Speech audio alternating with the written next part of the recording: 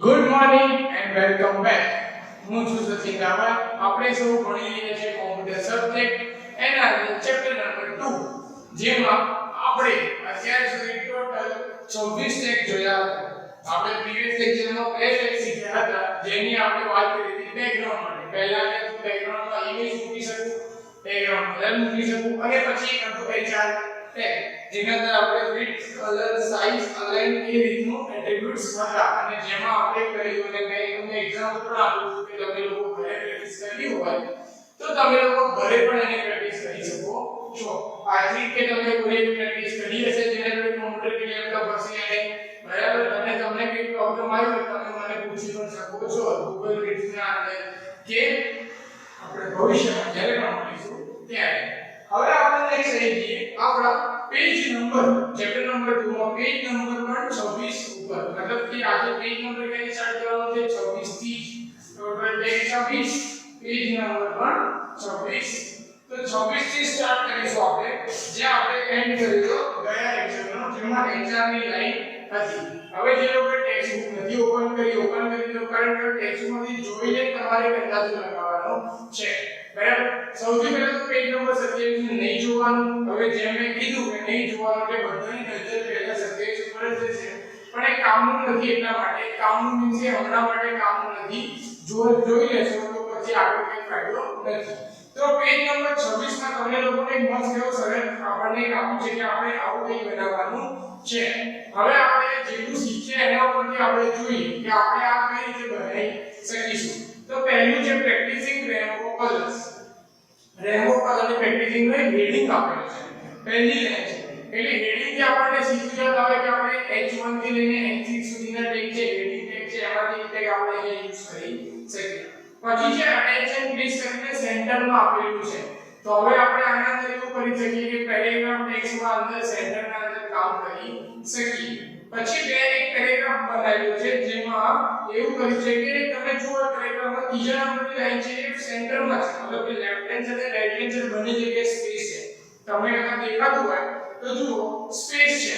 હવે આ સ્પેસ છે એટલે આનો મતલબ શું છે? આ સેન્ટરમાં છે. તો આ પેરેગ્રાફને પણ આપણે ક્યાં લઈ શકીએ? સેન્ટરમાં. એટલે કે પેરેગ્રાફ અલાઈન કરવાનું સેન્ટર, એટલે શું થાય કે છેલ્લી લાઈન હોય સેન્ટરમાં એટલે લેફ્ટ રાઈટ અને સ્પેસ ગણાય. પછી આપેલું છે ઇમ્પોર્ટન્ટ વસ્તુ. હવે આપેલી વસ્તુ સિમ્પલ છે, જે ફટાફટ થઈ જાય કે હેડિંગ છે H1 કે H6 માં કવરમાં લઈ લઈએ. પછી વચ્ચે છે એટલે કે પેરેગ્રાફ સેન્ટર લઈ લીધું. પણ હવે આપણે ડેટ, ટાઈમ, પ્લેસ, ઇન્સ્ટિટ્યૂટ અને બધામાં સ્પેસ આપેલી છે આગળ. પછી છે કોલન આપેલી છે, પછી સ્પેસ આપી છે, પછી પાછું એવું લખી છે, પછી છેલ્લી બીજી પ્રિન્સિપલ લખી છે. હવે આ વસ્તુ કઈ રીતે લાવવી? હવે આ વસ્તુ લાવવાના આપણા જોડે કોઈ ટેગ નથી. એવું આપણે જેટલા ટેગ શીખ્યા એમાંથી તો આના માટે એક જ ટેગ છે, જે મેં તમને સૌથી પહેલા શીખવાડ્યો. યાદ કરો જ્યારે આપણો બીજો લેક્ચર હતો, પહેલો લેક્ચર ઇન્ટ્રોડક્શન નો હતો, પણ જ્યારે બીજો લેક્ચર હતો ત્યારે મેં તમને ટેગ સ્ટાર્ટ કર્યું હતું અને મેં તમને કીધું કે એક ટેગ એવો છે એમાં હું જેવું લખું એવું આવે. કદાચ ઘણા બધાને યાદ હશે કે હું જેવું લખું એવું આવે, અને મેં એવું અહીંયા લખ્યું કે hello, how are you, welcome, Sachin, Rawal, એવું કંઈક લખ્યું, રાઈટ? એવું કંઈક આડાવાળું લખ્યું અને મેં કીધું કે હું જેવું લખીશ જેટલી સ્પેસ આપી એટલું મારાથી આવશે. અને ટેગનું નામ શું હતું? પ્રી, મતલબ કે બી ડિફરન્ટ. તો હું શું કરી શકું? આના અંદર પણ પ્રીને યુઝ કરી શકું. પ્રીને સ્ટાર્ટ કરો, પ્રીને ક્લોઝ કરો, અને વચ્ચે મારી જેટલી સ્પેસ જોડે જે જોઈએ છે એટલી વસ્તુ હું લખી શકું. એટલે એ કેવું હોય કે જેવું છે એવું આવી જાય. હવે આ વસ્તુ મુજબ કોડ આપણે જે વાત કરી એ જ કોડ હવે બાજુમાં લખ્યો છે, એટલે હું કહું કે ના જોતા જોઈ લીધું હશે. જેને નથી જોયું એના માટે સરસ છે. હવે જો આપણે ચર્ચા કરી એનું જે કોડ એ લખ્યું છે, પહેલું આઈ થિંક સો H1 માં લખ્યું છે, એમાં અલાઈન આપેલી છે સેન્ટર, બરાબર? H1 ના અંદર પણ સેન્ટરમાં છે, અલાઈન સેન્ટર આપીને પછી H1 કર્યું એટલે આપણે જે વાત કરી હેડિંગ ટેગ. પછી P અલાઈન સેન્ટર આ તો આપણને ખબર છે, પેરેગ્રાફમાં આપણું જોડે સેન્ટરમાં, બરાબર? પછી જે આપણે P મૂકી છે. હવે અહીંયા સેન્ટર નથી આપ્યું, અમને ખાલી પેરેગ્રાફ જ બનાવે છે. આપણે સેન્ટર મૂકવું હોય તો મૂકી શકીએ. પછી આપણે પ્રી કરી દીધું, જેવી સ્પેસ છે એવી સ્પેસ આપણી પ્રીને બદલાઈ ગઈ. હવે આજનો જે છે આઉટપુટ પાછળ આપેલું છે પેજ નંબર 28 માં.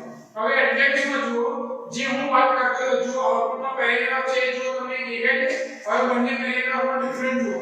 આ જે પેરેગ્રાફ છે જે 26 નંબરના પેજમાં છે એમાં લાસ્ટ લાઈન જે સેન્ટરમાં છે, હવે 28 નંબરના પેજમાં લાસ્ટ લાઈન જે છે લેફ્ટમાં છે. કેમ? કારણ કે અહીંયા p માં આપણે અલાઈન આપ્યું નથી. જો તમે અહીંયા પણ p માં અલાઈન સેન્ટર આપો તો જે છેલ્લી લાઈન છે એ તમને ક્યાં મળે? સેન્ટરમાં મળે. અને પછી આઉટપુટ પણ તમે જોયું તમને કેવું લખ્યું છે તે હિસાબે તમને આઉટપુટ ત્યાં મળી જાય. બરાબર? એટલે આપણે p માં જે વસ્તુ કરી એવી રીતે મને ત્યાંથી આઉટપુટ મળી જાય. એક પ્રેક્ટિસ હતી, એક પ્રોગ્રામ હતો. આ તમે ઘરે બી પ્રેક્ટિસ કરી શકો, પણ આમાં તમને એટલા માટે સમજાવ્યું કે કઈ કઈ વસ્તુ તમે ક્યાં ક્યાં મિસ કરી શકો. અમુક વસ્તુ બુકમાં ના આવે તમે એડ કરીને પોતાની રીતે પણ બનાવી શકો. રાઈટ? હવે છે અમુક એવા ટેગ જે આપણે પહેલા શીખી ગયા છે, હવે એના વિશે વાત કરવાની છે. અને અમુક ટેગ જે નવા છે, મતલબ કે એના રિલેટેડ વાળા છે. પહેલો ટેગ છે b, બધાને ખબર છે બોલ્ડ માટે. પછી છે i, આપણને બધાને ખબર છે ઇટાલિક માટે. પછી છે સ્ટ્રાઇક, મતલબ કે લાઈન માટે, આપણને બધાને ખબર છે એસ વેક્ટર. તો આપણે પહેલે સબ અને સબસ્ક્રિપ્ટ, સુપરસ્ક્રિપ્ટ આપણને બધાને ખબર છે સબસ્ક્રિપ્ટ. પછી ડબલ ટી અને યુ, મતલબ કે ટાઇપરાઇટર ફોન્ટ અને અંડરલાઇન ફોન્ટ આપણને બધાને ખબર છે. આપણે આ બધા ટેગ આપણે આગળના લેક્ચરમાં શીખી ચૂક્યા છે. હવે આ બધા ટેગનો યુઝ હવે આ ચેપ્ટરમાં પણ ખૂબ જગ્યાએ પ્રેક્ટિકલમાં આવી છે. એટલા માટે આને ડિસ્પ્લે કરેલું છે. બરાબર? હવે આના અંદર આપણે શું કરી શકીએ? એક બીજો ટેગ છે. પહેલો ટેગ છે em અને પછી છે strong. હવે જે પહેલો ટેગ છે em, એવી કયો ટેગ છે? સોશિયલ ટેગ છે. કારણ કે બે વાર લખવાનો છે. આને શું નામ છે? આનું એમ્ફેસિસ ટેગ. ઓકે, શું નામ છે આનું? Emphasis tag. અને બીજો છે એનું નામ છે strong. સ્ટ્રોંગ પણ લખવું અને સ્ટ્રોંગ ને ખતમ કરવું એટલે બીજું થઈ જાય. આના વચ્ચે જે આપણો એ બોલ્ડ થઈ જાય, આના વચ્ચે જે આપણો ઇટાલિક થઈ જાય. હવે તમે કહેશો સર બોલ્ડ અને ઇટાલિક માટે અમારા જોડે ઓલરેડી b અને i છે, તમારે બોલ્ડ કરવો હોય તો b લખો તો બોલ્ડ થઈ જાય, ઇટાલિક કરવો તો તમે i લખો તો ઇટાલિક થઈ જાય. સિમ્પલ. તો આપણને ટેગની જરૂર છે. તો આપણને ટેગની જરૂર એવી કે જ્યારે તમે આપણને ટેગ લખો તો એનો જે વે છે, મતલબ કે જે પ્રોગ્રામ કરવાનો કોડ કરવાનો કલર છે એ કલર થઈ જાય. લોકો જે બેસિક વસ્તુ ફોલો કરે છે એની હટકે ફોલો કરી શકો. આઉટપુટ એવું જ આવશે. જ્યારે તમે i ના અંદર કે લખો, તમે ફોર એક્ઝામ્પલ એવું લખો અહીંયા કે i, પછી અહીંયા લખો બેટા i ને ક્લોઝ કરો, પછી તમે લખો em, પછી લખો બેટા પછી em ને ક્લોઝ કરો. હવે આ પ્રોગ્રામને રન કરો સેવ કરી. બંનેના ઇટાલિક વાળા વસ્તુ છે. જોજો 19-20 નો ફરક છે. મતલબ કે માઈનર 19-20 એટલે કે માઈનર ફરક જ છે, વધારે ફરક નહીં. પણ આ જે ફરક છે એમાં આનું શું થાય કે em લખો એટલે શું થાય કે હા પહેલા કોડ યુઝ કરે છે. રાઈટ? બધાને ખબર આ પ્રોફેશનલ વે થઈ જાય તમારી પ્રોગ્રામિંગ કોડિંગ કરવાની. બોલો vi એટલે શું? બાળકો એ કરે. તમને કદાચ જાણ છે તો નાના છોકરાઓ કોડિંગ આપી તમે ટીવીમાં જોયો તો વાઇટ લાઇટ જુનિયર વાળો, તો નાના છોકરાઓ પણ કોડિંગ કરે. પણ આપણે મોટા છે તો આપણી થોડી અલગ વે આવતી. એટલે em ટેગ છે એમ્ફેસિસ છે, ઇટાલિક જેવું જ કામ કરે છે. અને બોલ્ડ ની જગ્યાએ b ના જેવું જ કામ કરે છે સ્ટ્રોંગ. અને આ થોડું તમને ઘાટાનું જે પ્રમાણ મળે થોડું વધારે મળે, મતલબ કે જે પરફેક્શન મળે એટલે સ્ટ્રોંગ પણ તમે યુઝ કરી શકો. રેધર ધેન તમારે કદાચ નથી કરવું તો તમે b અને i કરો એનો વાંધો નહીં. પણ આ બંને પણ ટેગ છે જે બંનેના સિમિલર છે અને એના જોડે જેવા કામ કરી શકે છે. બરાબર? હવે આપણે એના પછી નેક્સ્ટ વન પર આવી જઈએ. મતલબ કે આ બંને ટેગનું વધારે ડિસ્ક્રાઇબ નથી કરતો કારણ કે આ સિમિલર ટેગ છે. ખાલી એડ કરી દઉં છું કારણ કે આ ટેગ બી ઇમ્પોર્ટન્ટ છે. એટલે 26 ની જગ્યાએ આપણે થઈ જશે અહીંયા 28. બરાબર? ઓકે. હવે આપણે આગળ વધીએ. જેના અંદર પેજ નંબર 29 માં ત્યાં જે બેઝિક ટેગ હતા ઓલા પહેલા કોને મેટા કોડ એવા જે ટેગ હતા, મેટા હતો, સ્ટાઇલ હતો, એવા ટેગ છે અહીંયા જે બેઝિક છે જેની આપણે એટલી જરૂર નથી. પહેલું છે ડિફાઇન, એટલે શું છે કે લખાણને મિસરી ડફ ફોર્મ્યુલા જોઈ કરે, બરાબર ડિફાઇન કરે કે આપણે કઈ રીતે લખવું છે. પછી em જે આપણે શીખી લીધું. સાઇટ એટલે શું છે કે જે પણ હું બુક, હવે જરૂર નથી કે હું પેરેગ્રાફ હું વેબ પેજ બનાવીશ બુક માટે જ બનાવીશ. મારી ઈચ્છા છે, મારું વેબ પેજ છે, હું કોઈ પણ વસ્તુ માટે બનાવી શકું. રાઈટ? તો આમાં શું છે કે જ્યારે તમે બુક વિશે બનાવો તો બુકના વિશેના લેક્ચરના વિશે તમે સાઇટમાં લખી શકો. કોડમાં શું છે કે કોઈ પણ પ્રોગ્રામ જે આપણે કરીએ છીએ એમાં કોડિંગ કરી અને એક જ કોડ, મતલબ કે એક જ આપણે સાઇટમાં બતાવો કે હું આખું વેબ પેજ છે, આખું વેબ પેજ 14 કે 16 કે તો તમે કોડના અંદર એની લાઈન સેટ કરી શકો. કોઈ છે સ્ટ્રોંગ એ તો આપણે ઓલરેડી એ વાત કરી ચૂક્યો છે. તો આજે ડીઆઈએફ ઇફ સીઆઈટી સેટ અને સીયુટી કોડ આ ત્રણે કેવા છે બેઝિક વાળા છે જેની જરૂર પડવાની નથી. એમસીક્યુ આવે તો વાંચવા, બીજું કોઈ આપણે પ્રોગ્રામિંગમાં આવશે નહીં. ઓકે, તો હવે આ બેઝિક ટેગ થી આ ઈએમએલ સ્ટ્રોંગ થી હવે આપણે આગળ વધી ઇમ્પોર્ટન્ટ ટેગ તરફ જે આપણે શીખવાનું છે.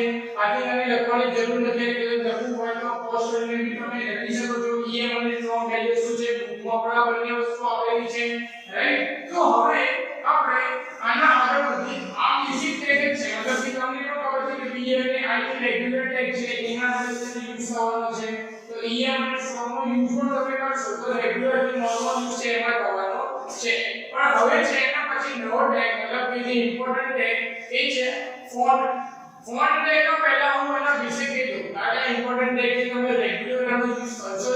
તમે જ્યારે પણ પેજ બનાવો ત્યારે તમારે આની જરૂર પડશે જ. એટલા માટે હું તમને આને થોડું વિસ્તારમાં સમજાવું કે આનાથી થાય છે. તો પહેલા તમે વસ્તુ વિચારો કે તમે જ્યારે તમને સ્કૂલમાંથી તમને એવું કે આપણે થોડું નોર્મલમાં વિચારીએ કે તમને એવું કે રેગ્યુલર તમે 9મા ધોરણમાં હતા તો કે મેમ એવું કીધું કે તમારે પ્રેઝન્ટેશન બનાવવાનું છે, તમારે તમારો પ્રોજેક્ટ બનાવવાનો છે, બરાબર. સેમ 3 ના અને તમારે 3rd સેમ આવે એના તમારે બનાવવાનું છે. તો તમે લોકો શું કરે ટર્મ 3 ના કે પ્રોજેક્ટ બનાવો તો તમે લોકો એક ફાઇલ લેતા કાગળ લેતા એમાં તમે ટોપિક સિલેક્ટ કરતા કે હા ભાઈ હું આ ટોપિક વિશે બનીશ.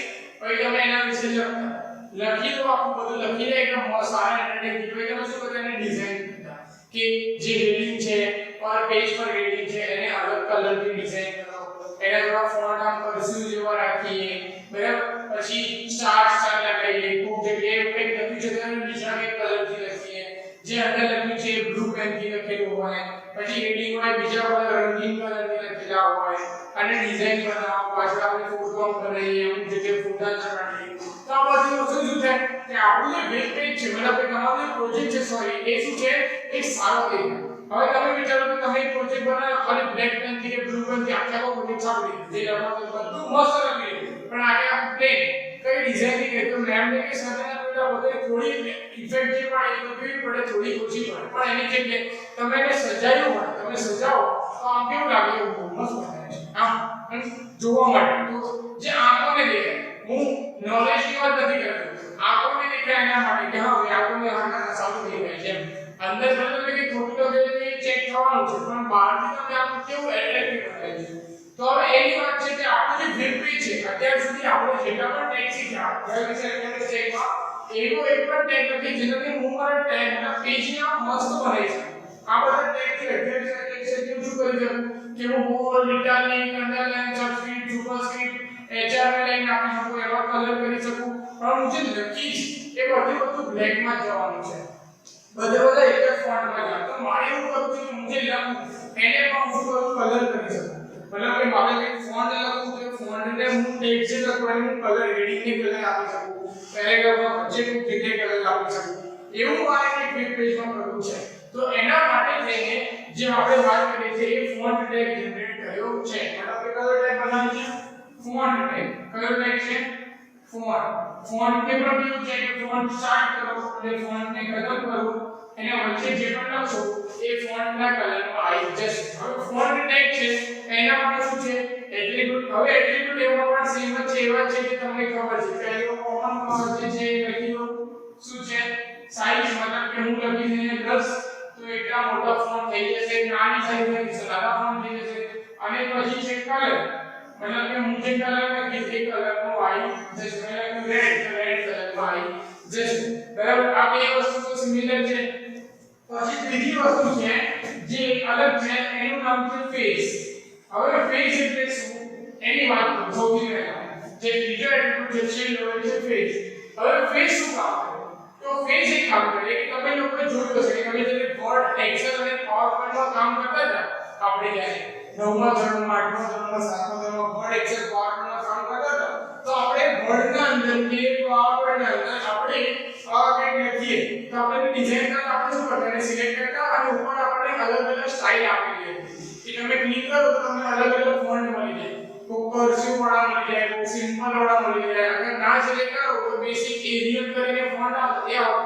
અને તમારે અલગ ફોન્ટ જોતા હોય ડિઝાઇનમાં તમે શું કરો એને સિલેક્ટ કરીને જે ફોન્ટ જોતા હોય એ ફોન્ટ તમે લખી શકો બરાબર કોઈને યાદ હશે કે ડ્રોપ ડાઉન કરીએ એટલે બધા સ્ટાઇલ અને બધા ફોન્ટ આવી જાય એના બાજુમાં સાઈઝ આવી ગઈ નીચે બી આવી તો હવે મારે એમાંથી કોઈ પર્ટિક્યુલર જોઈએ છે તો હવે હું કઈ રીતે કરીશ હું શું કરીશ કે જ્યારે હું પ્રોગ્રામ બનાવું તો હું આ નોટપેડમાં બનાવું છું તો આટલી વસ્તુ લખીને ફેસ આવી હું ભરી દઈશ નોટપેડ ને શું કરી દઈશ મિનિમાઇઝ કરી દઈશ પછી હું વર્ડ એક્સેલ કે પાવરપોઈન્ટ ગમે તેમાંથી જે મારે જોઈએ છે એ હું ઓપન કરીશ હવે એ વસ્તુ તમે નોટપેડમાંથી પણ શોધી શકો કઈ રીતે કે તમે આ પ્રોગ્રામમાં નોટપેડમાં પ્રોગ્રામ કરો છો તો ત્યારે તમને ઉપર મેનુમાં ફોર્મેટ દેખાય ફોર્મેટ ઉપર ક્લિક કરીને ફોન્ટ ઉપર ક્લિક કરો ત્યાં તમને આ વસ્તુ મળી જાય પ્રોગ્રામ માટે ડિફિકલ્ટ હોય કે બાજુમાં મિનિમાઇઝ કરવા કે બાજુમાં પૂરું હોય તો બંને જોડે જોડે જોવું કામ ચાલુ રાખે તો વર્ડ ચાલુ કરો એક્સેલ થી પાવરપોઈન્ટ ગમે ચાલુ કરો એમાં તમે પ્રોગ્રામ ફોન્ટ સિલેક્ટ કરો કે હા મને આવા ફોન્ટ જોઈએ છે એને પર ક્લિક કરો અને નામને સિલેક્ટ કરો કંટ્રોલ સી કરો કોપી માટે કે મેં એક્સેલમાં પણ કોપી પેસ્ટ ની વાત કરી હતી કંટ્રોલ સી અને પછી ત્યાં જઈને શું કરવાનું કંટ્રોલ વી અહીંયા એને શું કરવાનું કંટ્રોલ વી આનાથી શું થાય કોપી આનાથી શું થાય પેસ્ટ બરાબર કંટ્રોલ સી એટલે સિલેક્ટ કર્યું એટલે સિલેક્ટ એટલે કંટ્રોલ સી કરો અહીંયા કરવાનું તો વચ્ચે એને કંટ્રોલ વી અગર કંટ્રોલ સી કંટ્રોલ વી નથી ફાવતું તો શું કરવાનું એને સિલેક્ટ કરવાનું માઉસને રાઈટ ક્લિક કરવાનું કોપી ઓપ્શન આવશે ત્યાં ક્લિક કરવાનું અહીંયા જવાનું તો અહીંયા ક્લિક કરવાનું રાઈટ ક્લિક કરવાનું પેસ્ટ નું ઓપ્શન આવશે રાઈટ ક્લિક કરવાનું જ્યાં પણ રાઈટ ક્લિક કર્યું તમને ઓપ્શન મળી જશે પેસ્ટ નું ઓપ્શન આવશે અહીંયા જો પેસ્ટ નું ઓપ્શન ના આવે તો ફરીથી વર્ડમાં જવાનું સિલેક્ટ કરવાનું રાઈટ ક્લિક કરવાનું કોપી કરવાનું પછી પાછું અહીંયા જવાનું રાઈટ ક્લિક કરવાનું પેસ્ટ કરવાનું સિમ્પલ અહીંયા તમે નામ લખો એટલે એ ટાઈપના ફોન્ટ આવી જશે હવે અહીંયા આપણે કે એરિયલ તો એરિયલ જે છે એ તમે ત્રીજો ઓપ્શન નહીં લખો તો પેસ્ટ કંટાળી ગયા તો સેમ ટુ સેમ સ્પેલિંગ લખી દેવાનું અહીંયા તમે જે લખો એ તમારે રેડ કલરમાં 10 ની સાઈઝમાં એરિયલના ફોન્ટના અંદર દેખાઈ જશે તમારા પેજના અંદર બરાબર એટલે શું થયું આપણે એક અલગ વસ્તુ થઈ યુનિક વસ્તુ થઈ જેમાં તમે અલગ અલગ કલરના આપી શકો એક હજી છે નીચે બેઝ ફોન્ટ હવે બેઝ ફોન્ટ શું છે ફોન્ટનો ટાઈપ છે બેઝ ફોન્ટ કે સપોઝ તમારે એવું છે કે તમારે 100 લાઈન છે 100 લાઈન પરથી તમારે અમુક વસ્તુ મતલબ કે સાઈઝ અને આ ફેસ આ મતલબ કે મારી જે સ્ટાઇલ જોઈએ છે એ મારે સેમ જોઈએ મારે એક જ સાઈઝના ફોન્ટ જોઈએ પણ મારે કલર અલગ અલગ જોઈએ છે તો હું શું કરી શકું કે બેઝ ફોન્ટ લઈ શકું હું શું કરીશ આ બેઝ ફોન્ટ લઈને આ બંને વસ્તુ અહીંયા ઉતારી દઉં અને બેઝ ફોન્ટને બદલી દઈશ અને એના અંદર મારે જેટલી પણ લાઈન જોઈએ છે એને કે હું તમને અહીંયા બતાવું લખીને તમને થોડો આઈડિયા બતાવી દઉં હું શું કરીશ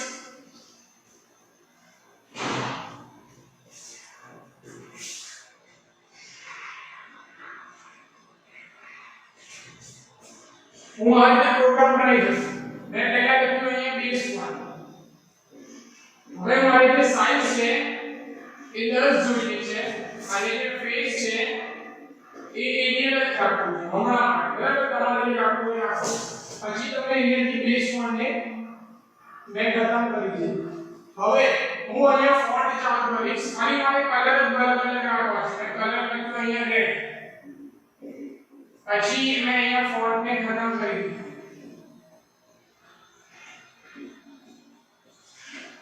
અને અહીંયા હું લખી હેલો હાઉ આર યુ બરાબર ઓકે હવે હું બીજું ફોન્ટ ચાલુ કરીશ એને હું કલર લખીશ યેલો પછી હું શું કરીશ ફોન્ટને ફરીથી ક્લોઝ કરી દઈશ અહીંયા લખીશ વેલા પછી હું ત્રીજું ફોન્ટ ચાલુ કરું એને હું કલર લખીશ બ્લુ પછી ફોન્ટને કલર કરીશ અહીંયા હું લખીશ તો થશે શું મારું જે પેજ આવશે અહીંયા આઉટપુટમાં એમાં બધા 10 સાઈઝ એરિયલમાં આવશે અલગ અલગ કલરમાં આવશે રાઈટ એટલે આના મતલબ શું કે બેઝ ફોન્ટ ચાલુ કરે ખતમ કરે 10 સાઈઝની એરિયલ આપી દે બધું જે લખી છે બધું 10 સાઈઝમાં એરિયલમાં જ આવશે પણ કલર બદલતો છે તો હું કલર બદલી શકું અગર મારે બ્લેક કલર રાખવો છે તો હું શું કરું ફોન્ટમાં લખી દઉં ને બાય ડિફોલ્ટ બ્લેક કલરમાં આવશે આવો જે પ્રોગ્રામ તમારે પેજ નંબર 30 માં કરેલું છે જુઓ ત્યાં લખ્યું છે base font Arial face Arial size છે 16 font colour red blue green this some text there is some text there is a text જો તમે પેજ નંબર 30 માં પ્રોગ્રામ કરેલો છે એનો આઉટપુટ દેખાય તમને પહેલા લખ્યું છે આકૃતિમાં 2.10 માં પહેલું રેડ પછી બ્લુ પછી ગ્રીન લખ્યું છે બધાનો ફોન્ટ શું છે શોર્ટ સાઈઝ આપેલી છે અને એરિયલ પણ ફેસ સિલેક્ટ કરેલું છે એટલે આ રીતે આપણે જે આ કર્યું એનો આઉટપુટ આવી શકે બરાબર ઓકે આટલી વસ્તુ ખબર પડી ક્લિયર આ છે ઇમ્પોર્ટન્ટ ટેગ હતો એટલે આ કયો ટેગ કે આપણો 28 ની જગ્યાએ હવે કેટલા ટેગ છે આપણા 29 રાઈટ હવે એના પછી આપણે થઈ ગયું છે હવે ચિહ્નો કેવું છે કે સપોઝ તમારા પેજના અંદર તમે ચિહ્નો કોઈ ના ચાલે તમે એની જગ્યાએ કોડ લખી શકો તો લેસ ધેન ગ્રેટર ધેન મતલબ કે આ તમને ખબર છે નાનું મોટું તમે એક્ઝામ્પલ યુઝ કરો છો એની જગ્યાએ એનટીજીટી અને એન્ડ કોન્ટેક્ટ એટલે કે એન્ડ ની જગ્યાએ એએમ લખી શકો મોસ્ટ ઓફ સપોર્ટ થાય આની કઈ જરૂર નથી ખાલી સમજાવવા માટે સમજાવું છું બાકી આ બધું કોપી કરો એટલે આવી જાય બરાબર કદાચ ના મળે કોપી ના કરો તો તમે અહીંથી શું કે નામ લખી શકો ઓકે ક્લિયર આની વસ્તુ હવે આપણે ટેક્સ્ટ શીખ્યા આપણા ચેપ્ટર માં બધાને લખેલા છે પેજ નંબર 31 માં સ્ટાર્ટ કરીએ પહેલું છે કમેન્ટ જેની આપણે વાત કરી ઈ પછી બેઝ બરાબર બેઝ 1 પછી બોડી બરાબર બેઝ ની આપણે શું છે કે આપણા ઓલા ઉપર કામ હોય છે અમે તમને કીધું કે ટેગ ની હમણાં જરૂર નથી કોઈ સાઇટ પછી કોડ ડીએફએન આની પણ નથી ઈએમ એમસીસી છે ફોન્ટ એટલે હમણાં શીખ્યા ગ્રેડ આપણને ખબર છે એચ આપણે લાઈન કરી આઈ કરી લિંક મેટા સ્ક્રિપ્ટ આપણે આ ત્રણ પહેલા વાળા બે બેઝ વાળા ગયા ચેપ્ટરમાં સ્ટાઇલ એસ વાળું સ્ટ્રોંગ આપણે શીખ્યા સ્ટાઇલ બેઝ વાળામાં સ્ટાર્ટ કરી ગયા લેક્ચરમાં ગયો સોક્સી સુપરસ્ક્રિપ્ટ આપણને ખબર છે ડબલ ટી અને યુ પણ આપણને ખબર છે બરાબર આપણે આ રીતનું કામ કરેલું છે આપણને ખબર છે હવે અહીંયા પેજ નંબર 34 પર આવી જાવ ત્યાં તમને શું કહેવાય એક પ્રોગ્રામ આપેલો છે તમે આની પ્રેક્ટિસ ઘરે કરી શકો શું કર્યું છે આમાં જુઓ માય સ્કૂલ લખ્યું છે પછી home activity staff photo gallery event notice અને કોન્ટેક્ટ્સ આવી રીતે તમને અલગ અલગ 7 અહીંયા લિંક આપેલી છે હવે 7 લિંકનો મતલબ શું થાય કે તમારે 7 વેબ પેજ બનાવવા પડશે તો તમે ત્યાં જઈને તમે ત્યાં લિંક ક્લિક કરી શકો મતલબ કે મારું અગર કોન્ટેક્ટ્સ નું પેજ છે તો હું આને લિંક આપી શકું કહેવાનો મતલબ એ હોય નીચે પેરેગ્રાફ આપેલું છે હવે તમારે સૌથી પહેલું 7 અલગ અલગ વેબ પેજ બનાવવા પડશે પહેલું જે વેબ પેજ બનાવવાનું નામ શું આપવાનું home.html બીજું બનાવવાનું શું આપવાનું activities.html ત્રીજું બનાવવાનું staff.html gallery.html events.html notice.html અને contacts.html પછી બધાને લિંક આપવાની જો તમે પેજ નંબર 33 માં આ જે બનાવ્યું છે અને કોડ કર્યો છે એમાં બધા પહેલા શું છે કે my school h1 માં લખી દીધું એના પછી જે લિંક કરી છે જો એ એસ રેફરન્સ home.html એના અંદર home છે પછી activities.html માં activities છે સ્ટાફ ગેલેરી ઇવેન્ટ નોટિસ અને કોન્ટેક્ટ એટલે બધા HTML ના પેજ અંદર અને પછી બધામાં લિંક આપી છે તમારે શું કરવાનું આ વાળી વસ્તુ તમારે બનાવવાની ઘરે પ્રેક્ટિસ કરવાની લિંક આપી દેવાની સાત વેબ પેજ બનાવવાના દરેક અંદર એક અલગ કામ કરવાનું અને આ વાળું જે પોર્શન છે પેરેગ્રાફ h3/h3 પેરેગ્રાફ જે કરવાના બધા મૂકી દેવાના એટલે શું થશે બધા વેબ પેજમાં આ વાળી જે લાઈન છે બ્લુ વાળી લાઈન બધા લિંક વાળા બધા અંદર એટલે તમારે કોઈ પણ જગ્યાએ હોય તમે કોઈ પણ ના તો ત્યાં મેનુથી તમે બીજી જગ્યાએ જઈ શકો એટલે તમે તમારી વેબસાઈટમાં આગળ વધી શકો તમે એવું પણ કરી શકો કે તમારે એક વેબસાઈટ બનાવી છે અને તમારો વિચાર છે કે તમે વેબસાઈટ બનાવો તો એની તમે મેનુ પણ બનાવી શકો અને આના બનાવો તો પણ વાંધો નહીં બરાબર એટલે આ બધી પ્રેક્ટિસ તમે ઘરે કરી શકો અને સિવાય કે બધા પ્રેક્ટિસ કરવી હોય તો પેજ નંબર 36 માં આના પાછળ એક આપેલી છે I me and myself તમારા વિશે એક વેબ પેજ બનાવ્યું છે બરાબર કલરિંગ કરેલું છે તમે એ પણ કરી શકો તમારે કરવું હોય તો ક્લિયર અને એમસીક્યુ છે આના છે બધા એમસીક્યુ વાંચી લેવાના એમસીક્યુ બહુ જ ઇમ્પોર્ટન્ટ છે બરાબર લખવાનું કઈ હોમવર્ક આપતું નથી આની જોડે આપણે ચેપ્ટર નંબર 2 પણ અહીંયા ખતમ થાય છે ઓકે તો આ વાળી વસ્તુ પણ છે આનો હું પ્રેક્ટિકલ પણ કરાવીશ પણ તમે લોકો પ્રેક્ટિસ કરો બધે ચેપ્ટર HTML ના બની જાય પછી પ્રેક્ટિકલ સેશન લઈશું જેના અંદર આપણે શું કે જોઈશું કે આપણે જે ચેપ્ટર વાઇઝ આપણે પ્રેક્ટિકલ છે એમાં શું આવે છે અને તમે શું પ્રેક્ટિસ કરી અને હું શું શીખવાડું છું તમે ક્યાં મિસ્ટેક કરી હું ક્યાં બરાબર કરું છું એ તમારે મેચ કરવાનું અને એના રીતે આગળ પ્રેક્ટિસ કરવું લેવાનું બરાબર ત્યાં સુધી તમે લોકો વાંચો પ્રેક્ટિસ કરો કઈ પણ પ્રોબ્લેમ હોય કઈ પણ ડાઉટ હોય તો તમે મને પૂછી શકો છો ઓકે ગુડ બાય